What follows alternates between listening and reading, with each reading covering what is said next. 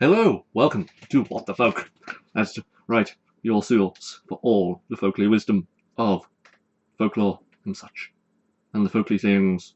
Anyway, it's the spooky Halloweens, so we're doing ghosts, as you probably noticed from Dan's video last week. Yes, the ghosts.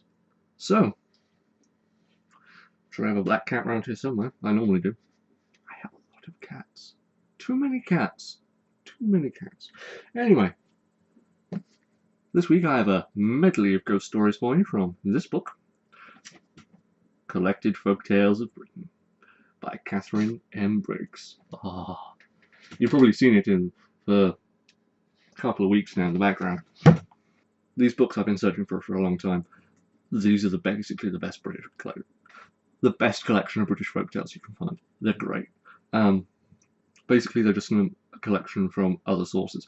So, from what I'm reading from this time, collected from Shropshire Folklore by Byrne and Jackson, written in the late 18th century, I think. And so basically the theme is Ghosts of Shropshire this week for me. So I hope you enjoy this. Just a couple of random stories I picked.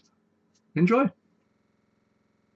The Ghost of Old Molly Lee.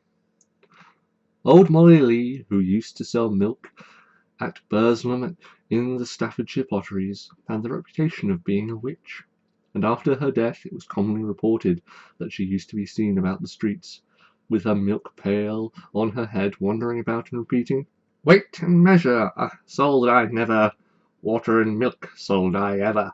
She came so often, both by day and night, that at last the inhabitants of Burslem begged the neighbouring clergy to try and lay her ghost. So 6 of them met and brought a stone pig trough, which was really an ancient stone coffin, into Burslem church.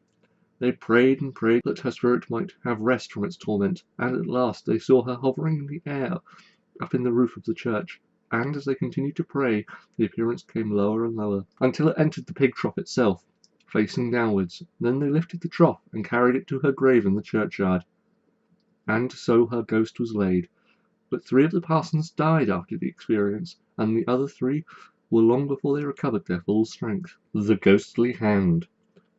A young Shropshire lady had an aunt who was cruel to her, and spread many slanderous tales about her. But at last the aunt went away to live in Paris, and they had not met for some time, when the niece went to visit some friends in Bridgnorth. With them she went out one day in the direction of Clowbury North. When they were about a mile from Bridgnorth, their horse suddenly collapsed dead, and though the driver lashed it, it did not stir. The young girl, well accustomed to horses, alighted and took hold of the bridle, and tried to lead the horse on, touching it gently with the whip which she had taken from the driver. But some unseen force violently flung her away from the horse and into a fence. Although she felt it, she could not see anything.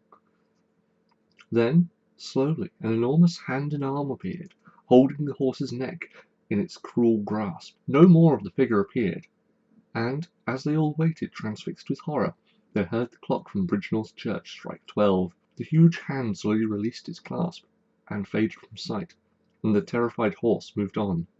But he was never fit to work again, and the girl was long recovering from shock. She soon learnt that the aunt who had tormented her had died at a few minutes before noon in Paris that same day. Madame Perrot.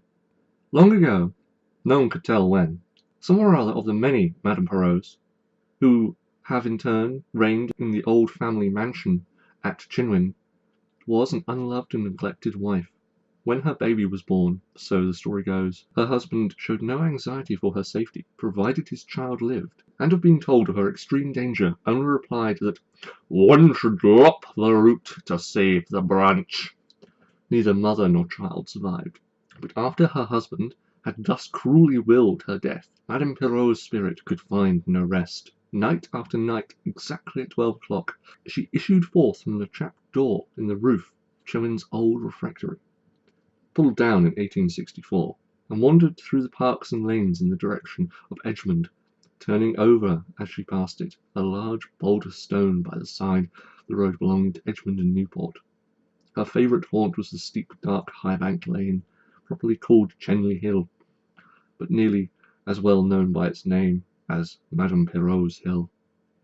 Near the top of it was a curiously twisted tree root, called Madame Perrot's armchair. On this, or else on a small stone wall of Chowens Park, just above it, Madame Perrot used to sit, on a moonshiny night, combing her baby's hair. And if some belated rider passed by, especially if he was on errand concerning a woman in some circumstances as herself, she and her black cat would spring upon him and cling fast, notwithstanding all his efforts, till she came to running water. Then she could go no further. At last she became so troublesome that 12 of the neighbouring clergy were summoned to lay her, but incessantly reading psalms till they made her obedient to their power.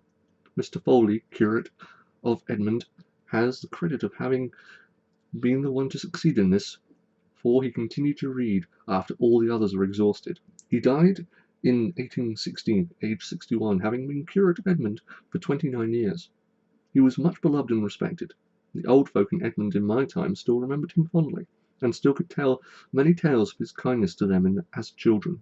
Yet at last, 10 or 12 years after his death, some fresh alarm of Madame Perrot arose, and a party went in haste to beg a neighbouring rector to come and lay their ghost.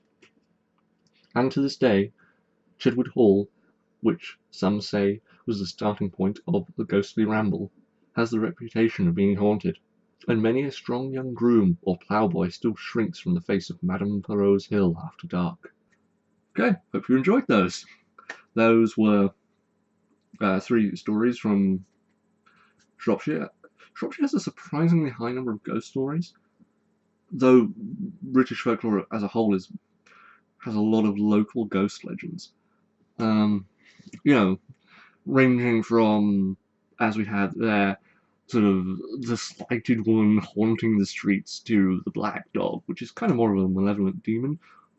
But that's a holdover from medieval ghost lore, where ghosts were either unavenged spirits or demons, basically. Your more traditional knockers and poltergeists were considered demons in the medieval time, whereas today they're weird pseudo-spirits. So yeah, hope you enjoyed that. See you next week.